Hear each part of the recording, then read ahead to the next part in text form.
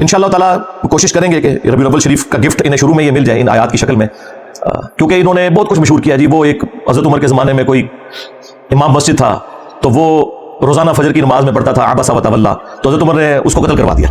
Doctor Tahir al-Qadri صاحب جیسا decent آدمی اس قسم کی جھوٹی روایتیں پیش کرتا ہے، یعنی وہ یہ بتانا چاہ رہے ہیں کہ آپ نے قرآن نہیں پڑھنا.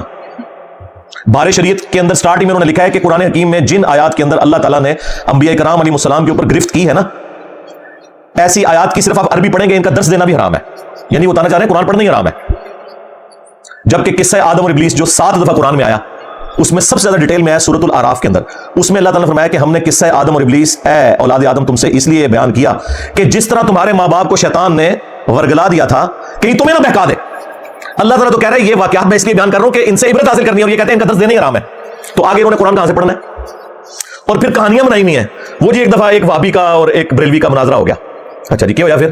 وہ کہتا ہے جی وابی پوری رات جو ہے نا وہ نبی اسلام کی تنقیص والی آیات تلاش کرتا رہا، اور اللہ نے کہا تیرے عقیدے کے اوپر اگر تیرا یہ عقیدہ ہے کہ قرآن میں کوئی آیت ایسی ہے جس میں نبی کی تنقیص ہوئی ہے، ڈوب مر کہ تجھے یہ پتہ ہی نہیں ہے کہ قرآن جو ہے وہ اللہ کا فرمان ہے اپنی مخلوق کی طرف، نہ کہ پیرلل میں کوئی پیغمبر منی گاڈ ہے کہ جس کی طرف یہ پیغام آیا ہے. وہ اسے تنقیص سمجھتے ہیں، یعنی اللہ ان سے پوچھ کے بات کرے گا اپنے پیغمبر سے کرے گا. تو اور جو بریلوی تھا وہ پوری رات جو ہے وہ نبی اسلام کی شان تلاش کرتا رہا. بھائی نبی اسلام کی شان سے کسے انکار ہے؟ کوئی مسلمان جان بوجھ کے گستاخ رسول ہو سکتا ہے؟ چشتی رسول اللہ پارٹی ہاں بولا گا سمجھ آئے گا، کہتے ہیں ساڈے بابے کس طرح گستاخ ہو سکتے ہیں. ہاں تھانوی رسول اللہ کل تک غلط سی، چشتی رسول اللہ کل تک ٹھیک سی، آج غلط ہو گیا میری وجہ نال. اوے پے گیا جی تواڈے بابے اوے پے گیا جی او تے کہڑے کلپ اوے پے گیا جی تواڈے پیواں پیراں نوں سر نکلو باہر. اسی پھر بھی نوکری ادا کردے پئے، اسی پھر بھی نوکری ادا کردے پئے. سبحان اللہ. اوے مرزا دے تواڈے پیو نے کمیاں نے نکلو باہر. سٹیج پر بیٹھنے والے ہاتھ کھڑا کر کے بتائیں، مجھے بتائیں یہ تماشا کرتے ہو؟ پھر کہتے ہیں مسلک کا کام نہیں ہوتا، مسلک والوں کو تم خود رگڑتے ہو. اور جڑا تواڈے پیواں نوں پے گیا ہن تسی چوپ بیٹھے ہو، نکلو باہر. بالکل پے گیا میں. تھوڑی بادشاہی کی ہے تو سا یہ نا دیکھ لو 1200 سال میں جو عزت انہوں نے کمائی تھی ان 12 سالوں میں اس طرح ایک نعرہ انہیں لے ڈوبا ہے اللہ کے فضل سے. میرے نبی سا ہے ہی کوئی نہیں، تیرے بابے تھے شے ہی کوئی نہیں، نبی کے جیسا ہے ہی کوئی نہیں، بابے تھے شے ہی کوئی نہیں. الحمدللہ. تو یہ انہوں نے نا ڈکوسلا مچایا ہوا ہے اس قسم کی باتیں. اور یہ میں اس لیے کروں کہ میں خود 31 سال تک بریلوی رہا ہوں. یہ ساری کہانیاں ہم نے اللہ کے فضل سے یا کہہ لیں کہ اللہ کے غضب سے اپنے علماء سے، اپنے گھر والوں سے، اپنے ماں باپ سے بچپن سے ہی سیکھ لی ہوئی تھی. 31 سال تک میں بھی بریلوی رہا ہوں. تو اس لیے ہم سے کوئی بات چھپی بھی نہیں ہے کہ یہ کون کون سی شیطنت ہے جس کے ذریعے یہ حملہ آور ہوتے ہیں مسلمانوں کے عقائد کے اوپر. کیونکہ اسی لیے تو ہم نے عرض کیا ہے کہ وہ بھی کیا دن تھے، ہم بھی ایک دن تھے. آج ہم دیو ہیں، جنوں کے بھی پیو ہیں، بلکہ دیو کے بھی پیو ہیں. اے دیو بند اللہ دیو، اے پیو والا نہیں جے وہ نہ سمجھو. جیسا کہتے ہیں نا کہ استاد روحانی باپ ہوتا ہے، تو یہ روحانی پیو والی بات کر لیں. ہاں یہ وہ والی ہے، بیگوٹن والی نہیں بات کر رہا میں. تو اس لیے قرآن حکیم کے حوالے سے اپنے آپ کو بالکل کلیئر کر لیں. ہمارے پلے اگر کوئی شے ہے نا تو وہ یہی کتاب ہے. نبی اسلام کی وفات کے بعد آپ کا وصی، آپ کا خلیفہ اس امت پر قیامت تک کے لیے جو آپ پیش کر سکتے ہیں وہ اللہ کی کتاب ہے الحمدللہ. کیونکہ نبی اسلام کے بعد جو شخصیات بھی تھیں وہ بھی دنیا سے چلی گئی ہیں. کسی کو آج پیش نہیں آپ کر سکتے، پیش کر سکتے ہیں تو کتاب و سنت کو.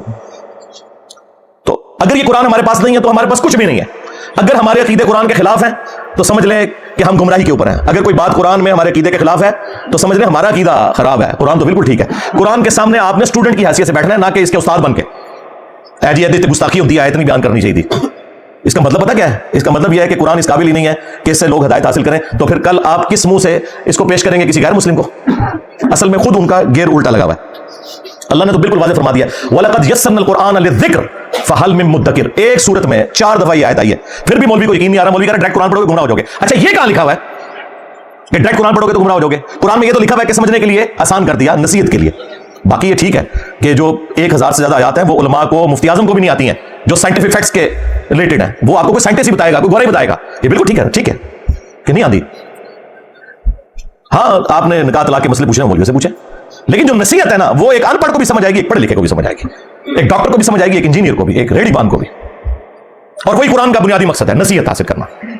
انا نحن نزلنا الذکر وانا له لحافظون. بے شک اس نصیحت الذکر قرآن کو ہم نے نازل کیا، ہم ہی اس کی حفاظت کرنے والے ہیں. تو قرآن نصیحت کے لیے آسان کر دیا گیا. باقی یہ ٹھیک ہے کہ سائنٹیفک فیکٹس تو علماء کو بھی نہیں پتا، تو کیا ہم علماء کو جاہل کہیں گے؟ نہیں. ٹھیک ہے، وہ ایمبریولوجی کی فیلڈ سے ریلیٹڈ جو چیز ہے، اسٹرونومی سے ریلیٹڈ ہے، وہ ان ایکسپرٹ سے پوچھیں. نکاح طلاق کے مسئلے آپ ان سے پوچھیں. اور سارے مسئلے اگر پوچھنے ہیں نا تو جیلوں تشریف لیں انشاءاللہ تعالی. صحیح مسئلے بھی بتائیں گے، غلط مسئلے بھی بتائیں گے، اور غلط مسئلوں کا جواب بھی بتائیں گے.